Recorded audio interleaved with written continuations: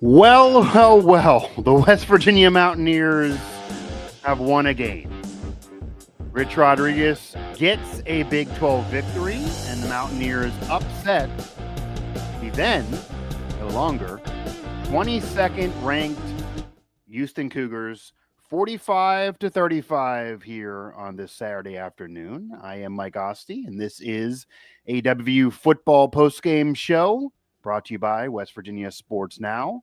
I am at home covering the game, did not travel to Houston, did not join my colleagues in the Lone Star State or the colleagues that are there, Greg Hunter and I don't know who else, at this point in the season based on how the season was unfolding. But the Mountaineers now improve their record to 3-6 and 1-5 in Big 12 play. The overall record still not great. They'd have to win out to even make a bowl game. And, maybe if they didn't have all the injuries, that maybe could have been possible here, even in year one. But nonetheless, even if that looks like unlikely to occur this year, on this day, Rich Rod is able to breathe a sigh of relief, and Mountaineer fans are able to enjoy a Saturday watching college football. And as Tony Creedy would say, this Saturday is a great day to be a Mountaineer, wherever you may be. And how did the Mountaineers pull this off? Well, I'm going to talk about it here again on this postgame show brought to you by WVSN. You can find all of our coverage, including my game recap, on West Virginia Sports Now. We are streaming live. Feel free to join me here in the chat. If not, you will just hear me opine on this victory for the Mountaineers here for a while. And as I wrote in the headline, West Virginia ran all over Houston, and they also picked up a complete team win. And even though they did win games prior to this victory, even though it seems like an eon ago, they beat Pitt in the backyard brawl, and Pitt's turned around their season, granted with a new QB, and is certainly at least a bowl team. I don't think they're legit a CFP team. That may fade off, but they're better than they were at that time and going to end up with a better season than West Virginia for sure record-wise. The other win was an FCS win over Robert Morris. But the RMU game saw the Mountaineers play very sluggish, slow first half. And yeah, it was the first half of this Rich Rod 2.0 era, but still, they weren't good at all. They then turned it on because they were just more talented with what looks to be almost a totally different team than who's leading this team now. They did win the backyard brawl over Pitt. They're not going to play for several years now moving forward. That's a very big deal, even if Pitt ends up with a better year this year. Rich Rod had to get that victory. That was thanks to Nika Markiel, who now is no longer playing, and from everything I've heard and everything everyone else knows, is no longer going to be a Mountaineer after this season, leading the team to a comeback victory in overtime. They had to flip the script from a year earlier with Neil Brown's club and complete a 10-point turnaround over the Pitt Panthers. That was a worse Pitt team, though, than how Pitt has been performing since that game. And since that game, Pitt's been winning and West Virginia's been losing. Couldn't have been worse and opposite if you're a Mountaineer fan since the brawl win. But now this victory is with a team that is more likely to closer resemble next year's team. There's going to be changes. You're going to have a bigger recruiting class than normal. They are going to bring in transfers. We'll talk about it later. Scotty Fox has shown a lot and certainly deserves to show more the rest of the year and keep starting. I still think Rich Rod's bringing in a veteran quarterback to compete with him in the offseason. Maybe this is the end of the line for Khalil Wilkins now. I don't know. Maybe you keep both, but I would certainly say Scotty Fox is ahead of him right now, whether that's fair or not because of injuries, because I do think Khalil Wilkins earned a chance to keep on after the BYU game, just like Scotty did after the game against TCU. But nonetheless, Scotty is now the starting quarterback the rest of the year. That intriguing story every week is now gone. And this is over a team that was ranked at the time, that only had one loss at the time, that had quality wins at the time, that had a quick turnaround season, because last year they were horrible with a 4-win year. They've already well surpassed that, or going to double it this year as they're still a Big 12 contender based on how things can still move around and upsets can definitely still happen before the end of the year. And West Virginia basically eliminates Houston from even having any glimmer of hope for the college football playoff. This is a legit win, certainly the best of the season in terms of the team they're facing and what they had already accomplished. Even with Pitt wins this year, even if them and Houston end up with a similar season, Pitt has been able to beat up on a relatively lesser schedule since playing the Brawl, to say the least. They're going to have Murderers Row at the end. If they win those, then certainly the Brawl might be against the best team they've faced. But nonetheless, this win is a big deal. This win provides something for Mountaineer fans to hang their hat on. This win gets this team off the freaking snide. Maybe can provide some excitement for the offseason if Scotty Fox can keep this up and they can play well down the stretch and maybe win one or two more. We'll talk about what they have coming up here at the end as well, which now doesn't look as dire as it would have even a week ago. And my last point here before I do turn it over to the chat, I do see we have some action there and more can come. You can also hit me up on social media, of course, on X at MikeOsty11, where I see most of you, but anywhere else as well. Anywhere else I may not check until after the show, though. So right now, X and here. But this win solidifies that 2025 does not go down as the single worst season for WVU football in the modern era or all time. Can't be the case now. 2001 had 3 wins. This has 3 wins, but 2001 did not have marquee wins like this year does. This year has the emotional backyard brawl win and then has a win over a ranked team. They win over a ranked team, moves it ahead of 2001 for sure, even if it looked worse at times and the 2001 team didn't get blown out as often. Doesn't matter. This season now has a ranked victory that 2001 could dream of. In 1978, when they only had 2 wins, this now has surpassed that with 3 wins, and that was a few years after a Peach Bowl year and a 9-win season, but 1978, very, very bad. My managing editor, to pull back the curtain in my career, is a WVU alum as well, my managing editor with Yard Barker. He is a national outlet that I write for. You guys maybe see me writing things that are not West Virginia coverage. I do it usually at Yard Barker, and the managing editor there who hired me is a WVU alum, former editor of the DA back when he was a student, former editor-in-chief at the Dallas Morning News during the heyday of the 80s and the Pony Express and Skip Bayless being there. He then started the ESPN.com boom in the late 90s, started the website, started doing digital there. He's now running Yard Barker. He told me on a recent phone call that 1978 still, maybe better than this year, and he was expecting this year to keep on getting bad. That had only the 2-9 year, but he's kind of close with Signetti, so I think he was bumping him there and didn't want to have him have the honor of the worst overall season just because of what they had to endure, etc., and even style of play. But I think that has it now. 1978 still goes down probably as the worst season of the modern era. It's only 2 wins. 2001 had 3, and 2025 now has a ranked victory as well as the Brawl win. But this team now has 3 W's on the year with Colorado coming up at home, a very winnable game, and a game they're going to celebrate the 20th anniversary of the Sugar Bowl team and honor Steve Slayton, a friend and former guest here on many of my shows, as he will be soon inducted into the College Football Hall of Fame. Again, the Mountaineers win it 45-35. They upset the Houston Cougars. I will now turn it over to the chat. We will see what the chat is saying here again. I just got to let's go, so I immediately turn it over, and it's let's go. We will now flip it over to X. A lot more in the chat, but a lot more of it's just celebrating and a lot of let's goes. Let's see here.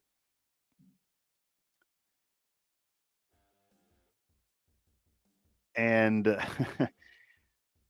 Scotty Fox needs to be the guy moving forward. He's going to be the guy moving forward this year. I still think they're going to bring somebody in to compete next year, but it might even be Scotty Fox wins the job. The offense is humming. The offense was humming in this game. The offense hasn't hummed all year, even when it scored. We've seen flashes, but it hummed in this game for sure.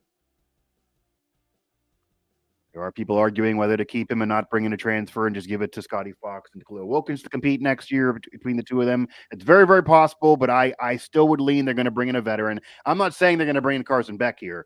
I'm saying they're going to bring in a Jalen Henderson type.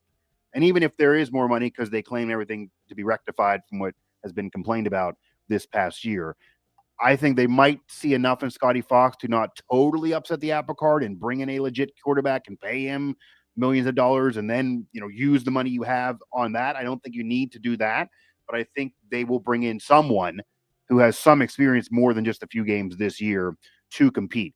That's barring, of course, Scotty Fox doing the Pat White thing and they go ahead and win out and make a bowl game. Then, of course, you go with them and use the money elsewhere for the team.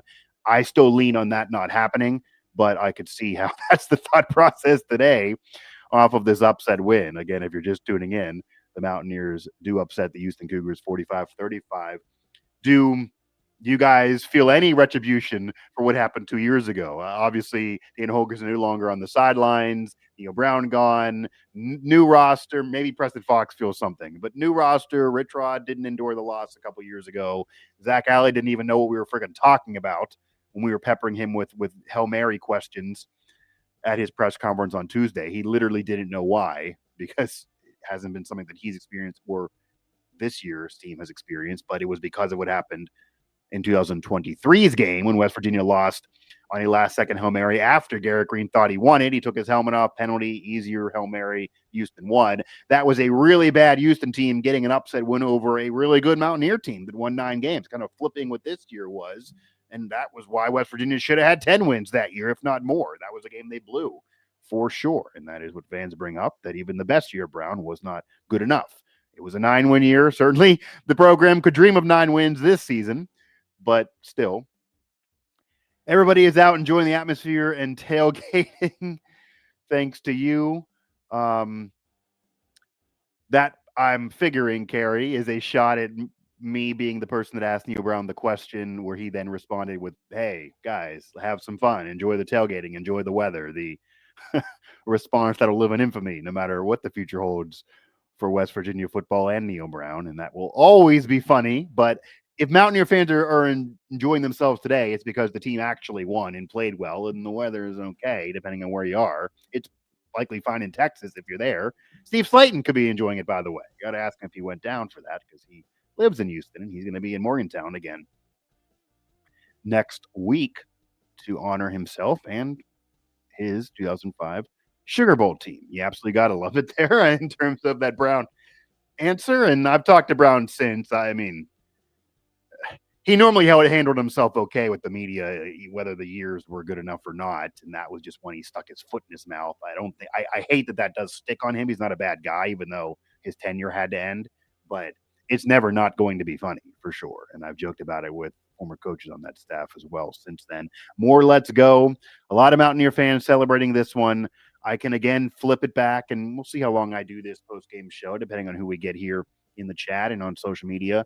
But what do you think of the rest of the year? What are your expectations now for the rest of the year? I did kind of allude that Colorado is certainly a winnable game. It always was, even if they got blown out to Houston. Colorado's not been good at all. Slightly better than West Virginia in terms of competitiveness, but not that good. So, West Virginia could certainly beat Colorado at home. Certainly could be possible. They could lose to anybody too, but that's a very winnable game. Arizona State now dealing with injuries now without their starting quarterback. That makes that a winnable game. And Texas Tech certainly looks like maybe the Big 12 champion, fighting for that for sure in a playoff berth. They may still be fighting for that at the end of the year, but maybe they have something locked up and nothing can move for them. Maybe they have the conference, at least an appearance in the title game, on lock. You only got to be 1 or 2. Maybe they know they're not going to be a wild card playoff team and that's all they can do, and they're just going to rest players. Who knows? Or maybe something happens with Texas Tech and, West Virginia ends up getting lucky off injuries there. You figure that to be a loss at the beginning of the season, still kind of do, but maybe there's more than one win left. Winning out seems insane. I certainly wouldn't have thought it, even though I did think this game was winnable. I didn't think Houston could score this much is the problem. I thought that if West Virginia's offense could click and they could do the defense they did against TCU and earlier in the season, they could shock the world and do this. Since this is not your Dana Holgorsen's Houston team. This is a team that's led by defense, not offense. Offense made mistakes and didn't do enough in this game, and the defense kind of had their worst effort of this era, and I think actually literally by points allowed. So Arizona State, they're going to be probably not favored in any game left except maybe the Colorado game. I could see West Virginia maybe being favored in that by being at home and coming off this win. I don't think there's anything Colorado can do now to top that win for West Virginia over a ranked team and it was probably already going to be a swing game that's in Morgantown. So maybe that's one more. Obviously, if you make a bowl game, that's the goal now. Making a bowl game is the goal now for sure. And let me pull up the full schedule here. But yeah, I'd imagine. Yeah, there you go. So Colorado, Arizona State, Texas Tech. They have to win all three of them to make a bowl game. That's in order. Noon next week. The other ones are TBD. Texas Tech, you can't imagine winning that. And again, the only advantage I could see is if, hey, they can do nothing for the Big 12 or CFP by winning that game, and then they just rest players. That's really the only way I could see that being a win for West Virginia. What do you guys say in terms of, are you sold now on Scotty Fox? That's the next part of this conversation, I guess. And I've already heard many are. Again, I think they're going to bring in a veteran quarterback. I think Scotty Fox very much could win that job in the offseason, maybe be the guy for next season as the starter. Maybe I'd even put money there. Certainly the edge over Khalil Wilkins. I think Rich Rod needs to see more. I need to see more. I need to see him do it again. He looked good against TCU. I think Khalil Wilkins even played better than him at UCF when he started. And then you go to this game, he certainly looked great on the ground and through the air. Let me actually pull up the numbers here for Scotty Fox. So in this game, in the upset win over Houston, by far the biggest win of the year, even though the brawl is the most emotional, this is the biggest win of the year against the best team they likely will beat all year unless they do get a win over Texas Tech. But 13 for 22, 157 and a touchdown through the air. Not amazing, but did so much on the ground. That's where he made, his bones in this game. And he was efficient enough in this game that he didn't kill them in any way either, but also threw a laser to the end zone on a touchdown pass to Cam Vaughn. He showed he can throw the deep ball in this game, and that's how you get those yards despite the 9 incompletions in the game. He also ran for 65 yards and 2 touchdowns, averaging 6.5 per rush on 10 carries. Obviously, that was also aided in what Rich Rod's been saying all year, that when you don't get any production from the running backs, it makes it harder on your quarterback to gain yards on the ground with his legs and his offense. We talked about this earlier, talked about a Mountaineer portal. I know my colleague Luke Blaine always wanted him to just stick with Nico even before he got hurt, of course, and change the offense and make him a pocket passer and just let him do the pocket pass thing. It worked out in the brawl. It's what Nico's better at. But Rich Rod wouldn't do it. He got stubborn and literally said, my offense is always going to have the quarterback running. And if that's the case, Nico Marco doesn't fit, whether he's healthy or not. But Scotty Fox certainly looks like he fits. And even when that's the case, you need to have the running backs run the ball to some effectiveness and gain yards, or it's just too easy for the defense to stop the QB trying to be a dual threat. Dior Hubbard, 29 carries, 108 yards, a touchdown, an average of 3.7 per. Bowers, 65 yards on the ground, a touchdown, an average of 7.2 per. Clay Ash even had 14 yards on the ground. There you go. The Mountaineer run game actually exists under Rich Rodriguez. We've actually seen it now occur this year. And it led them to 246 net rushing yards against the Cougars to only their 80. Overall yards actually were close at 403 to 400. But again, all the turnovers going in the favor of the Mountaineers as well, including even getting one of a fumble on a punt return for Houston. Pick 6 for Jordan Shrugs. His first pick as a Mountaineer goes the distance. These are lucky breaks that the Mountaineers have really not enjoyed since, you could argue, the backyard brawl, but they played poorly throughout that game too and almost blew it. In terms of complete game, this is the best we've seen from West Virginia all year under Rich Rodriguez, for sure. Even more so than RMU, as I said. Bad in the first half there. The brawl was up and down in a comeback win. This is the complete game victory that fans could kind of know they had the win locked up all day long. And even at the end, maybe you're wiping sweat off your brow, but a 10-point lead, even when Houston flirted with momentum, is still pretty good.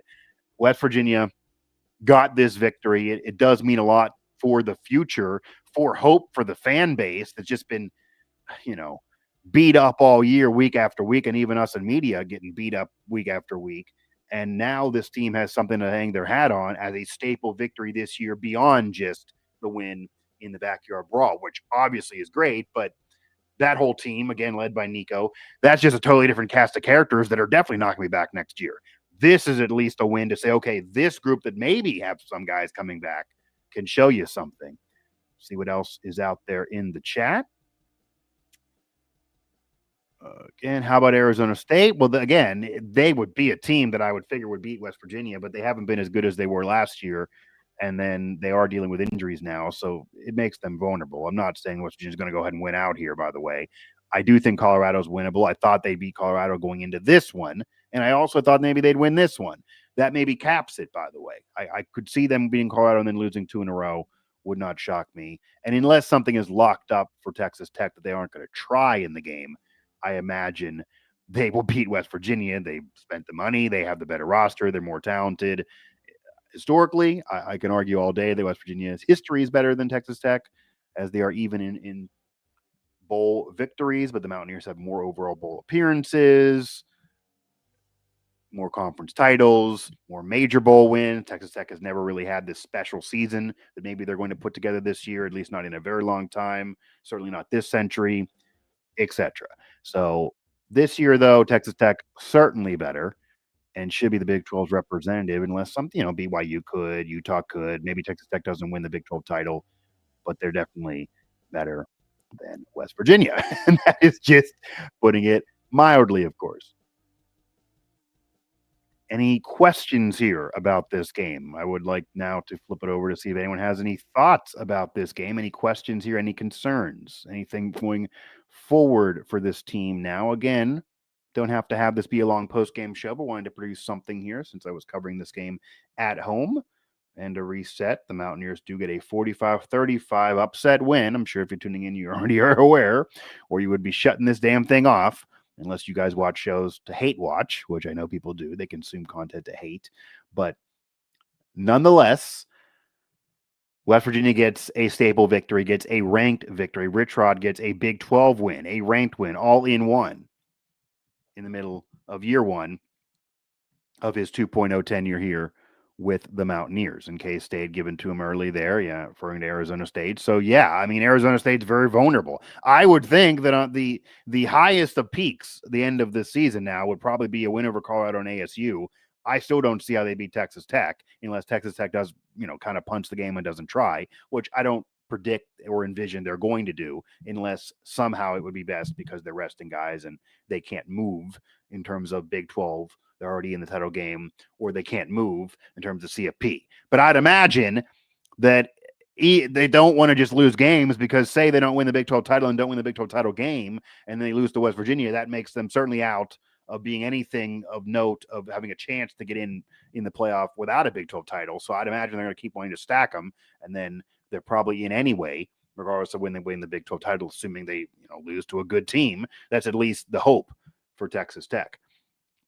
You think they have a chance next week against Colorado there, Ollie Reed Sports says. I've seen him in the press box a few times. Does a lot of great basketball coverage, by the way. That's a definite follow for anyone who likes the Mountaineers and the basketball side and wants to check out what they're doing recruiting-wise above all else as their season gets close now to being underway. Yes, I think West Virginia, to answer that question there, Ollie, I think West Virginia has a chance for sure to beat Colorado. And I would have thought that going into this Houston game, even if they didn't beat Houston, just playing a little better from what I saw against TCU. We saw you were in the box too. And then in this game, showed me they can at least have a chance against Colorado. And it's not really to say anything great about West Virginia, as Colorado's had a rough year. They've not been as bad as West Virginia. They've not gone blown out week after week. They have endured some blowouts. They've been in some games. They've been unlucky at times. They're just not that good. I didn't think they were that good coming into the year with what they lost. Travis Hunter not there. Shordor Sanders not there. No matter what you think of them as pros or whether or not they should have their number retired by the program, Hunter deserves it as a Heisman winner. I don't think Shedeur does. But regardless, they were stabilizing a team, getting better last year, had a much better year last year than the year before. If they were both back and it was the same group, the same line, the same defense, etc., then I could see building on it, even though I think there's still probably a ceiling for them. But, again, offensive line struggles. If West Virginia's run game can get going, if they don't make mistakes on offense, if Scotty Fox plays like he did in this game, if West Virginia defensively can force turnovers and play again like they did in this game, even though they allowed more points in this game than against TCU, if they kind of put this effort up again, I don't think Colorado can hang with them offensively if we see this West Virginia team again. And regardless, they're just even. They're both not good enough for their programs. Their fans are both West Virginia and Colorado, both kind of disgusted with the season.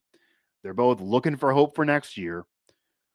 There's more continuity on the West Virginia side with Rich Rod definitely not going anywhere, and always Deion Sanders going to be surrounded. He's always going to be surrounded by rumors, even though he's been there obviously longer, but in a row. But who knows about his future at Colorado? Colorado just isn't that great of a team, so West Virginia definitely has a chance. And again, now that they beat Houston, I would imagine they probably are going to be favored in the game. Without the Houston game, or if West Virginia got blown out by the Cougars, say they covered the spread, people probably lost a lot of money on this game, by the way, if you bet Houston 15.5, 14.5, something like that. I'm thinking it might have dropped to 13.5, but still, I know it opened up the week at about 15.5. It's a lot of points, and the Mountaineers have been giving them up, but now they've been covering spreads. They covered against TCU, probably should have beat them as bad as they played, and they do get the upset win over Houston. But even if Houston beat up on West Virginia and won in a blowout, I would still think that maybe Colorado then would have been favored, but they are on the road. Maybe that would have been a 2.5 spread in favor of the Buffaloes. Now I'd imagine the Mountaineers maybe are 3.5 favored against Colorado at home, and off this win, the way now they're playing off that game, if they can pivot that on, yeah, there's a chance. Leo Cole, yes, proud to be a Mountaineer. 2 more home games. I'd see 2 wins. And again, obviously you need 3 more to make a bowl game now at 3-6. You need to win out. The 2 home games are Colorado next week. They honor the 2005 Sugar Bowl championship team. You honor Steve Slayton, an all-time great Mountaineer, as he's preparing to be inducted not just into the WVU Sports Hall of Fame, he's been in there for years, but in the College Football Hall of Fame. And if anyone knows anything about that, yes, he's legit deserving, and so are others that are not in. But it's very controversial. It's very hard to get guys in. It requires really beating the drum for years. There are a lot of quasi-weird rules that I don't think fans are even going to ever be able to wrap their mind around. It's a whole can of worms. There's a reason why Pat White's not in there, even though he definitely should be in there. Devon Austin's not in there, even though he definitely should be in there. Steve Slayton had the measurables in terms of the individual stats, the team success, was a star player. The program's been promoting him for years, did have a crack at the NFL, was a consensus All-American, which the program cares about in terms of who they bother with and put in their own Hall of Fame and retire numbers, etc. WVU cares about that as a consensus All-American, not just an All-American, consensus All-American. Pat White, unfortunately, never did that, despite being a great quarterback in his day for sure, one of the best of the last century, whether he's listed there or not, and that is a jab. I believe, what was that, an athletic list that was put out not long ago? But they're going to celebrate Slayton and the Sugar Bowl champs. Maybe that'll also put more pep in their step. Obviously, Rich Rod should care about that. Slayton helped lead him to being the head coach of the 2005 Sugar Bowl champs. And then, of course, the Texas Tech game. It's not at Texas Tech. It's not in Lubbock. We saw what the hell happened when they were there last time, and it ended a dark period in Mountaineer football history. Ended the Neil Brown tenure, and that's 6 years without being ranked in the AP poll. They're not going to get ranked in the AP poll this year, but maybe they can put something together and end the year on a high note and show something for next year. Texas Tech is by far the best team they're going to play all year on the whole schedule, no matter what happens with Pitt or Houston. That's the team. They're ranked 13th right now. They're vying for the Big 12 title. They right now look like the favorite. They spent a lot of money. They have the roster that should garner it. Who knows what happens there? That's the other one. Hard to imagine they beat the Red Raiders unless Texas Tech is sitting guys because they can't move either in the Big 12 standings or they already don't think they could be a non-conference champ CFP team anyway. Because if they think that's a possibility, if they could get in the CFP without winning a Big 12 title and losing the Big 12 title game, then they obviously still want to care about the Mountaineer game and want to beat West Virginia. So aside from that, I think West Virginia definitely can beat Colorado, can win 2 more games, certainly can beat Arizona State with their injuries now.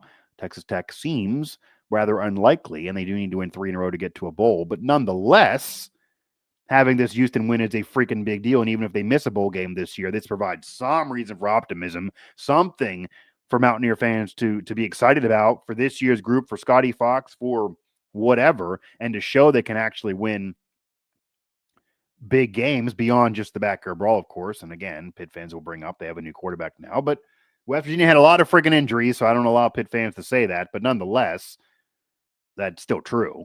If they played today, I don't think West Virginia would be beating Pitt today, but maybe if they played like they did against Houston, they maybe would have a chance because, hey, again, they put up their best performance of the season against the freaking Cougars. They don't have the win against Dana Holgorsen, but they got a win over a ranked Houston team. The Holgorsen team was not good that they lost to. So this win actually is a better one to have. You got to pick, I guess.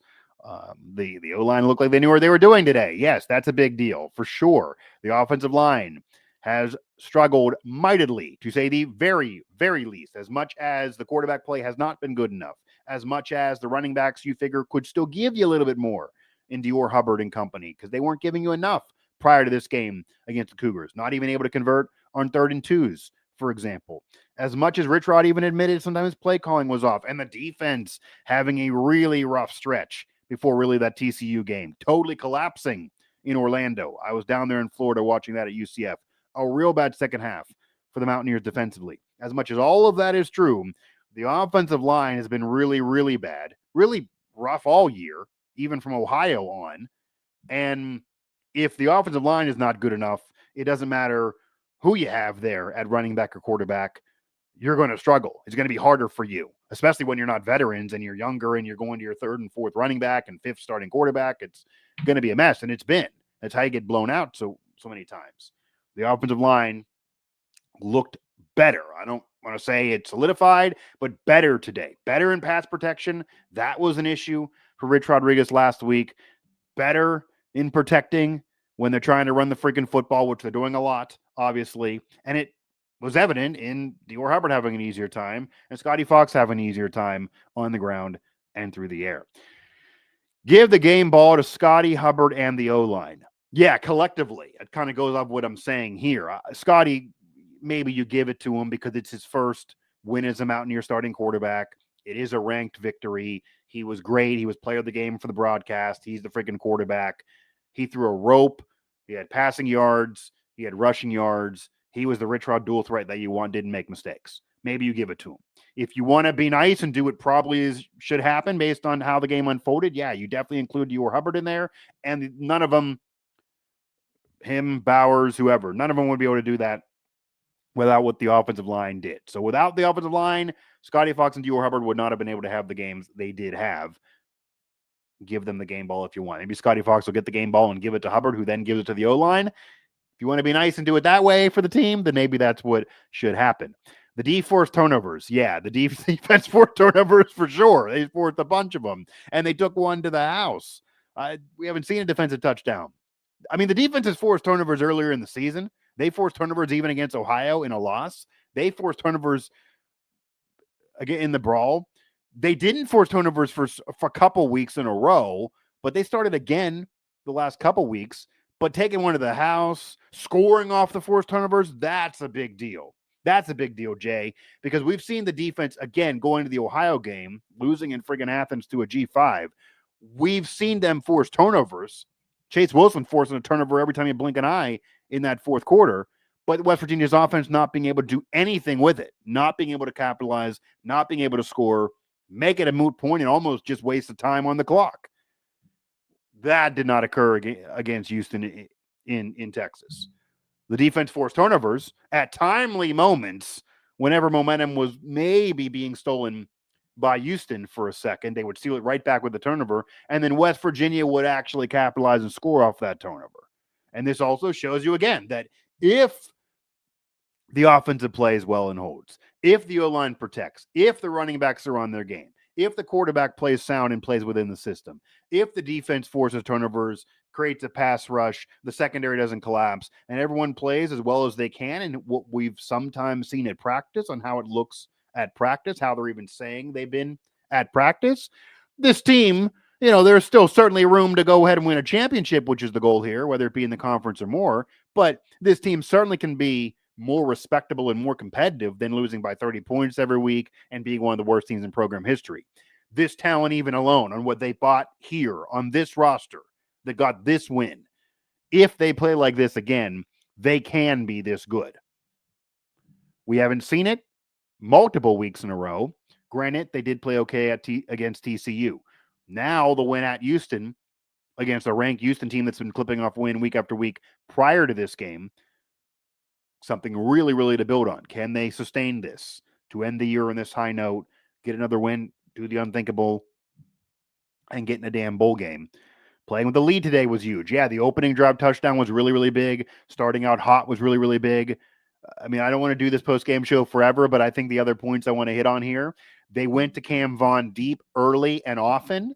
And it's not like he threw up 200 yards receiving there, but nonetheless, when you try to Cam Vaughn, it makes the defense have to worry about you doing so.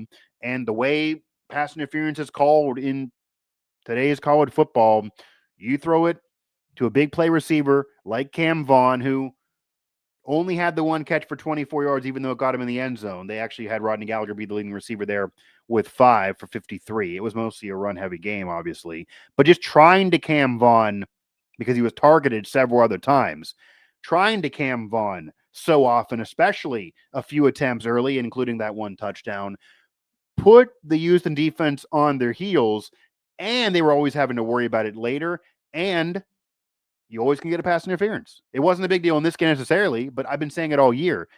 And I was even joking with colleagues of mine in Pittsburgh during the brawl that that's the best play West Virginia had at that point. Throw it up, and it might be a PI in your favor. That's how it's called. It's 50-50.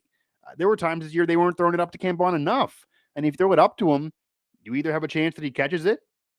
Could happen. Yes, it could be intercepted, but that actually hasn't happened hardly at all this year when you're going to Cam Vaughn. He's a 50-50 receiver. He can compete. It could be incomplete. Yeah, that's happened a lot. And it also could be a pass interference in your favor. 2 of those 4 things are good. It's 50-50 again. So I want to see more of that. I even would have liked to have seen more of that in this game, even though they did try so many times. And obviously then he faced a lot more coverage and Houston got used to it. But do it early in games before teams can really, really adjust. And that's what they did in this game, and it got him one of the touchdowns, and that was big. So starting out hot, even though they eventually blew the lead and were tied at halftime, West Virginia's offense showed they can threaten, of course, and then they started the second half so big. So starting the game with a touchdown and then starting the second half with momentum, 2 major big deals in the favor of the Mountaineers to get this upset, put Houston on their heels all day freaking long. They never really got to play their game, and it led you to a West Virginia upset win. What do you know? What do you know, guys? What do you know, WVU Chad? Don't see many injuries today either. Fingers crossed. Yeah, I mean, I'm not there in Houston. I'm not talking to Rich Rodriguez right now. He's talking to Greg and whoever else is there as we speak. And I don't believe there's any injuries from this game, any serious injuries from this game. I watched the game like you. If there are, we'll hear about it. Maybe we'll hear updates on Tuesday. Maybe he'll kind of keep it close to the vest and not want to tell everybody. It's what we've been dealing with all year. But again, nothing serious that we could see. And every other week, you can kind of watch a serious injury. They've been very, very unlucky with injuries this year. Again, going through 5 quarterbacks, 4 running backs, top receiver out, and Jaden Bray, who was the veteran, multiple members of the offense and defense. And it's just been a cluster, with injuries this year, which I think probably turned this year from having a chance at a bowl game to likely a 4-win year. I thought they'd go 6-6. Jaheim White being, a star running back as part of that prediction under the Rich Rod tree and under the Rich Rod offense. And we only got to see him a game and a half in, only a full game in. It's an FCS, and then hurt in the middle of the game against Ohio, never against the Power 4 team this year under the Rich Rod offense. So, Ty Edwards dominated the brawl, and then he gets hurt. Again, the offensive line got to help him, but this West Virginia team, the only excuse I do think is really valid this year is the injuries. Just really, really, really rough go with luck and with injuries, and it's hard to recuperate from that no matter who you freaking are. Getting behind the defense, too. I think the defense had a solid day. I don't think the defense had their best day. Obviously, Houston did have success at times. The defense still gives me concerns through the air. The secondary is still rough at times, but the pass rush was there. And whether or not sacks are there, I think people focus too much on sacks, because I already saw people saying, well, where are the sacks? Pass rush not there. The pass rush was there if you watch the game, okay? They didn't give much time to throw that ball or make a decision. The pass rush was there, which will lead me to Jamori Robinson, who had his best game as a Mountaineer by far. By far. By far. It took so long to see him at all. He then had 2 tackles through 2 games. He was clearly in the doghouse with both Rich Rodriguez and Zach Alley. They were basically saying it in press conferences week after week. I wrote about it. You can find those stories still at WVU Sports Now. Zach Alley said you got to be a dude. I know you can be a dude, to paraphrase, and he hasn't been a dude at all the last several weeks. Didn't even get a snap last week, and it wasn't because he sucked necessarily during that week in practice. It was because he wasn't prepared off of what Rich Rodriguez was saying, and then he was dealing with things off the field. Who knows? I don't know what's going on in his personal life. I'm not going to talk about that, even if I did know, to be honest. I don't want to get into anybody's personal life. So if I say I don't know something about someone's personal life, it could be that I know and I don't want to say. By the way, I'll tip you guys off with that. But it didn't provide him any problems this week. And they all said, you got to pick it up this week. We got to bunker down this week, and they expect more from him this week. He was engaged from Sunday on. So we saw it. It created a fumble. It created a timely turnover. He was also very much involved in the pass rush throughout the game. We saw a little bit of the Jamoy Robinson that got Mountaineer fans so excited when they added him from UTSA, and from even non-Mountaineer fans across the Big 12 said that he could have been a dark horse Big 12 Defensive Player of the Year or dark horse Big 12 sack leader or any newcomer. Any of those awards he maybe could have vied for. Didn't play enough games, has struggled a lot this year, took him a while to get used to the system, just has not been able to impact this team. I don't even know if he's really been getting used to Zach Alley, and they've been getting along that well. Zach Alley, to me, comes off like he's annoyed with Jamoy Robinson at times when we talk about him.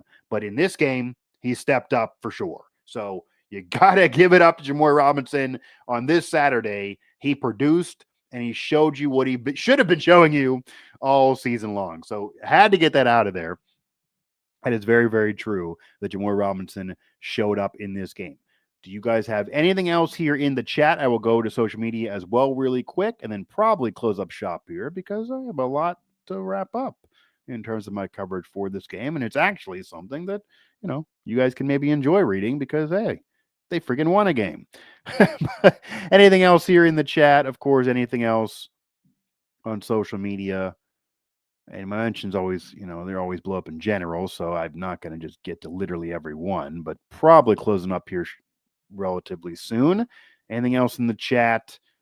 If not, thanks, Mike. Yeah, probably closing it up here, but you're welcome. No problem, guys. If I'm not going to be there in person, I want to be able to do post-game shows as much as possible. We're going to do more of these after the basketball games as well, of course. Mountaineers close to tipping off Ross Hodges' first season as WVU's men's basketball coach, and Mark Kellogg doing it again, trying to get back in the tournament and then get to that Sweet 16 bar, although they don't have a J.J. Quinterly this year. Can Shaw be that girl for the Mountaineers? That's a major question, a harder schedule for them. The Mountaineer men's team, Luke Blaine, going to be having the coverage mostly in person. I will join him on occasion and man up the ship here at home on these post-game shows, edit him, and help him with the coverage for Mountaineer basketball. And I will tease you, I kind of think this team could be sneaky good. I know they got picked 11th in the Big 12. I know that was even in the media poll that I admit I voted in. I had them a little higher. My colleagues, I clearly don't agree on that. I'm not saying I think they're going to go ahead and win the conference, but if last year's team ended up getting jobbed out of the tournament and really should have made it, and they had staple wins but then kind of blew it down the end, they were hot and cold with injuries. They relied on just Javon Small in DeVries' team. This year's team is deeper. They have several players that can score 20-plus a game. Eagle Staff, Brennan Lorient, Jasper Floyd, they can score. I don't think it's just going to rely on one man. They have some size that Mountaineer basketball hasn't experienced in several years. They can play a defensive game. They can mirror what Houston's doing. That's what Ross Hodge says he wants to mirror, and his teams always are sound defensively, no matter where he is. So I was pretty critical of the hire. I didn't think he had enough D1 coaching experience to be the guy here, but I think Ross Hodge has done a solid job recruiting, and I think this team certainly can be competitive this year, certainly can win games, can compete even in the Big 12. Maybe they don't have 3 top 10 wins like last year's team, but might be better prepared to be good all year long, be more consistent, and again, flirt with the bubble if not making the tournament. I think it's very, very possible. So stay tuned for that coverage of Mountaineer basketball. That'll do it here. I'm excited for the basketball team. You're pulling hard for them. I think you guys would know me well enough. If I thought they were going to be trash, I would tell you. I think they actually could be a good team. We will see what happens as they open up the year on November 4th on Tuesday. But I think they actually can be a good team this year. Again, that'll do it for this edition of the WVU Football Postgame Show. This one after a freaking win. West Virginia gets off the snide. They snap their losing streak. They get a victory over a ranked team for the first time in a while. Rich Rod gets a win in the Big 12 as a Big 12 member for the first time. Mountaineers do it 45-35 in Houston. They will now bring Steve Slayton from Houston, where he lives, back to Morgantown to celebrate him next week, as well as the 2005 Sugar Bowl team, at least with fans a little happier off of victory, maybe building a freaking win streak this year. That's been few and far between and non-existent this season. This team only 3-6. They need to win out to make a bowl game, but there's something for Mountaineer fans to at least now look forward to in terms of quarterback play with Scotty Fox, in terms of this team putting one freaking together as a complete game, total victory, really the first this year, even though a third overall win. Find the rest of our coverage of this victory for the Mountaineers at West Virginia Sports Now.